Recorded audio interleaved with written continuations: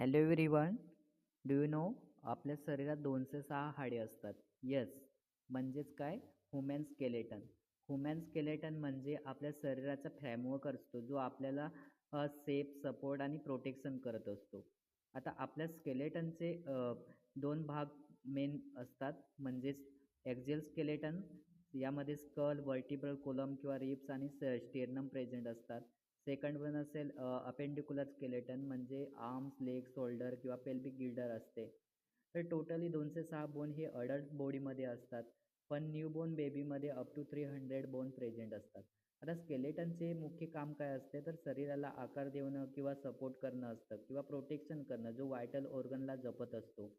Second one जर असेल तर मूव्हमेंट करणं, म्हणजे मसलसोबत मिळून मूव्हमेंट एंड पॉसिबल करणं किंवा ब्लड सेल फॉर्मेशन करणं, बोन मॅरोमध्ये आरबीसी, डब्ल्यूबीसी तयार करणं, मिनरल स्टोरेज करणं, म्हणजे कॅल्शियम आणि फॉस्फरस साठवणं. सो फ्रेंड्स, ह्युमन स्केलेटन म्हणजेच आपल्या शरीराचं एक नॅचरल आर्मर आहे.